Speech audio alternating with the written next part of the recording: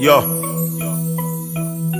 O filho é a razão de viver, motivo de felicidade para qualquer mãe, podes crer. Desejo de um pai é ver o filho formado, dedicado e bem comportado, que até ficas babado quando alguém vem te dizer: teu filho, sim senhora. Agora, é chato quando ouves que o teu filho mata aulas, só tem negativas. É vergonhoso quando dizem que o teu filho rouba, viola, ainda por cima mata. É muito doloroso um pai ver o filho a se perder na droga ou na bebedeira. Não ouve, não se empenha, leva a vida na brincadeira. Dá raiva quando dizem que a tua filha é boa, mas namora à toa. O medo que ela possa engravidar ou apanhar uma doença. Não é tiro, mas ficas abatido. Ver a filha voltar em casa com as suas bicotas porque traiu o marido é uma grande tristeza. Você a passar na rua e ouvir: esse senhor é pai do Nuno.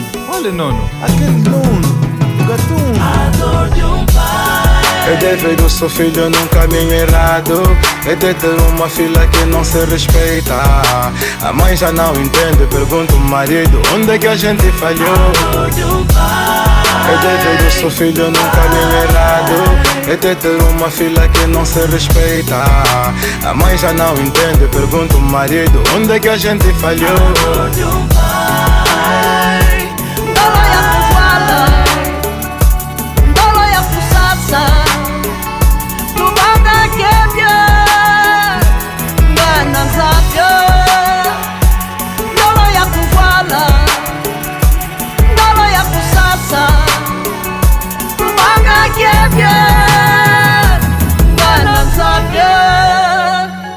Anetuya twavala ni mutima, twafasa nienda, isuolo ni nguzo, kikolamba, kutukwata sojisonye, aiwenga na zambi, tondo vanga kebye, odivua tenyojo.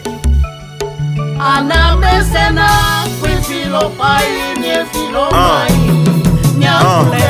A mãe nasce o filho e não um coração. Às vezes nem falta de educação. Carinho demos, conselho demos, e quando ouvimos coisas até nos surpreendemos, porque em casa os filhos comportam-se diferente do que quando estão na rua ou na internet.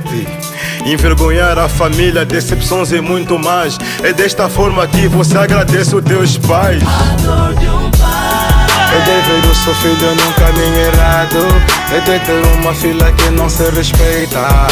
A mãe já não entende, pergunta o marido: onde é que a gente falhou? A dor de um pai É de ver o seu filho num caminho errado, é de ter uma filha que não se respeita. A mãe já não entende, pergunta o marido: onde é que a gente falhou? A dor de um pai